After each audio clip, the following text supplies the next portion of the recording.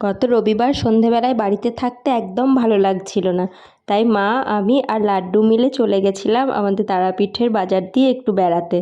আর দেখো, রূপুকে সাইকেলে চাপিয়ে নিয়ে গেছিলাম, কারণ আমরা বেরোনোর একটু আগেই বৃষ্টি পড়ে গেছিলো, রাস্তাতে কাদা কাদা ছিল, আর ওকে কোলে নিয়ে যাওয়াটা খুবই মুশকিল, ও একদমই কোলে চেপে থাকতে চায় না। তো সেই জন্য ওকে সাইকেলে চাপিয়ে নিয়ে গেছিলাম। আর এই দেখো, এখানে একটা বামদেবের মন্দির ছিল, তো সেখানে প্রণাম করে নিয়েছিলাম, আর রবিবার থাকায় ভিড়ও ছিল ভীষণ। আর এখানে সামনে একটা হরিনামের দল যাচ্ছিল খোল বাজাতে বাজাতে, সেটা শুনে লাড্ডু তো নেচেই অস্থির সাইকেলে চেপে। তো চলে এসেছিলাম আমাদের দোকানে, এই যে দেখো আমাদের ডালার দোকান, তো এখানেই চলে এসেছিলাম। আর আস্তে আস্তে ভীষণ মনে পড়ে যাচ্ছিল আমার ছোটোবেলার কথা। ছোটোবেলায় প্রত্যেক রবিবার আমি মায়ের সাথে এভাবেই আসতাম বাজার দিয়ে, কিন্তু হেঁটে হেঁটে, কারণ আমি তো এত দুষ্টু ছিলাম না। আর আমি যখনকার কথা বলছি তখন আমি প্রাইমারি স্কুলে পড়ি, মানে আরও অনেকটাই বড় রূপুর থেকে। তো দেখো, ও এসে সেই কাজে লেগে পড়েছিল আমাদের দোকানের যে ছেলেগুলো আছে তাদের সাথে, ওর মামুদের সাথে। তারপরে এখানে হরিনামের দলকে বাপির সাথে গিয়ে পয়সা দিয়ে আসে, কারণ ও এসবগুলো খুব ভালোবাসে।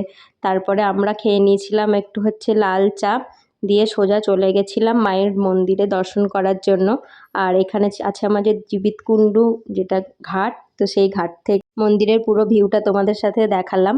তো দেখো, এই ঘাটের মধ্যে অনেক কিছুই আছে, গাছপালা, হাঁস, গরু সবই আছে মোটামুটি।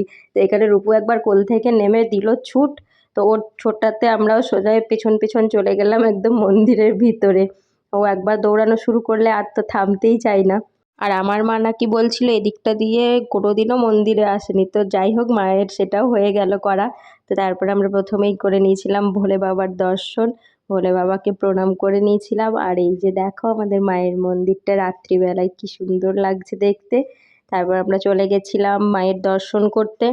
তো ফোন তো অ্যালাউ নেই আমাদের মায়ের ভিতরে গর্ভগৃহে। তো প্রণাম করে আমরা চলে এসেছি, খুব ভালো করেই দর্শন হয়ে গেছে।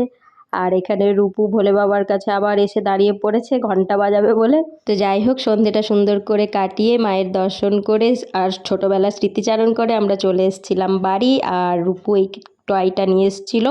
দেখা হচ্ছে নেক্সট কোনো ব্লগে, বাই।